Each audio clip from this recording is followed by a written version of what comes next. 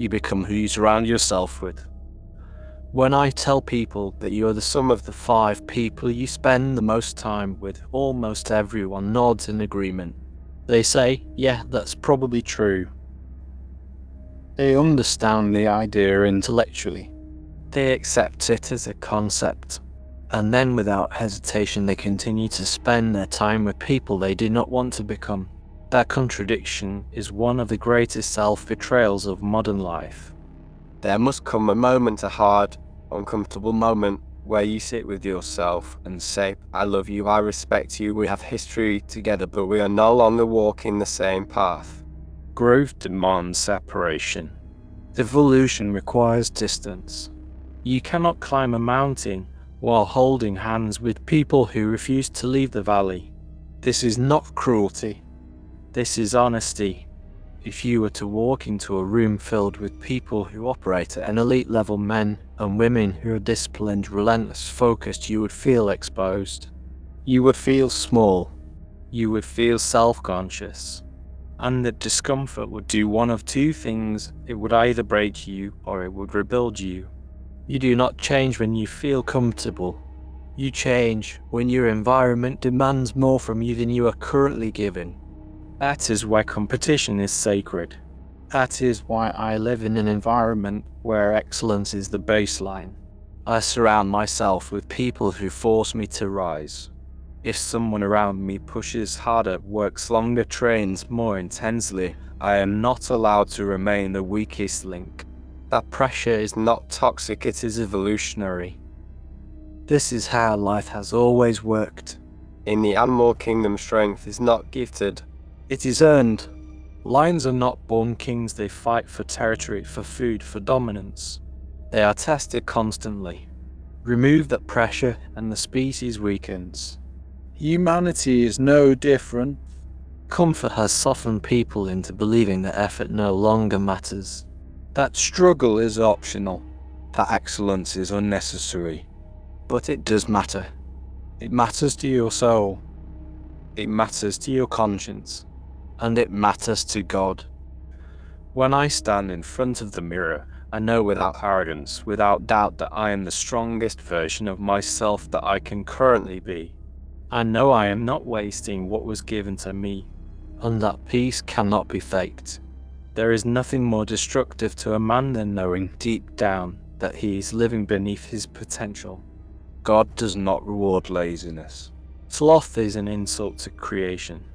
If you were created with strength, intelligence, and opportunity, and you choose idleness, do not be surprised when luck avoids you.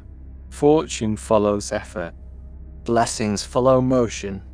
When you begin to work, when you begin to honor the gift of existence, doors open in ways that cannot be explained logically.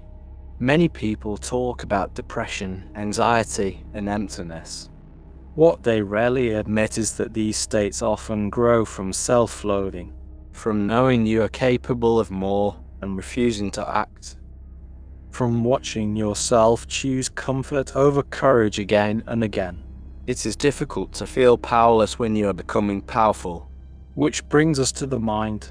Your mind must be trained. And for most people under the age of 30, it has already been damaged. Not permanently, but dangerously. Attention spans are shattered. Focus is fractured. Distraction has become the default state of consciousness. Watch how quickly people swipe, scroll, abandon one thought for the next. Minds jump like frightened animals. A mind that cannot focus cannot build. A mind that cannot concentrate cannot conquer. A mind that cannot resist distraction cannot lead. If you cannot control your own thoughts, then you control nothing. You cannot control the weather. You cannot control other people. You cannot even guarantee tomorrow. The only domain you truly own is your mind. And if the territory has been invaded, you are not living, you are drifting. A feather in the wind, blown from pleasure to pain, from hope to disappointment, with no authority over your direction. Mental discipline is not natural anymore. It must be rebuilt deliberately. You must first identify the manipulation. You must see the trap. The systems designed to distract you are extremely sophisticated.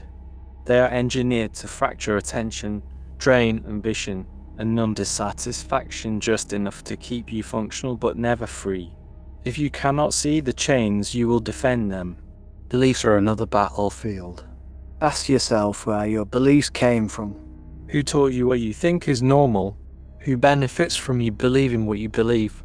Most people repeat ideas handed to them by individuals who do not love them, do not know them, and do not care about their future. Truth should come from experience and from voices that want you to rise. Control your inputs. Control your thoughts. Control your language. Because the system you live by, the way you speak, the way you interpret reality, the way you think is your operating system. And if that system is corrupted, no amount of effort will produce the life you want. People cling to dysfunction because it feels familiar. That's just how I am, they say. But what if how you are is not working?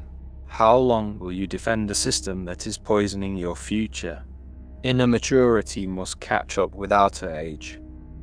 Many adults still react like children, emotionally impulsive, easily offended, addicted to validation, terrified of responsibility. Growth does not happen automatically with time. It happens with awareness and correction. And correction begins with words. Your words are not neutral. They carry direction. The power of life and death is in the tongue, not metaphorically, but practically. What you say repeatedly becomes what you believe. What you believe shapes what you attempt. What you attempt determines what you become. Speaking is not pretending. Speaking is programming. When you declare strength in weakness, you are not denying reality, you are shaping it. When you speak victory before evidence appears, you are aligning your mind with possibility instead of surrender. History rewards those who speak before they see. David did not defeat Goliath with silence. He announced the outcome before the battle began. He understood something most people forget: the miracle begins in the mouth. You may face giants: addiction, fear, debt, sickness, doubt. You cannot whisper to them. You must confront them. Speak authority into your own life, even when no one agrees with you. Especially when no one agrees with you. Some dreams are given to you alone. Others will not understand them. That does not make them wrong. Agreement is not required for destiny. Hold fast to what you declare. Faith is not passive, it is persistent. Every time you speak abundance in lack, clarity in confusion, strength in exhaustion, you are moving closer to the breakthrough. The change may not be visible yet, but momentum is invisible before it is undeniable. Control your mind, choose your environment, refine your language, and refuse to live beneath what you were created to be. Because the moment you align your thoughts, your words, and your actions, the world will feel it.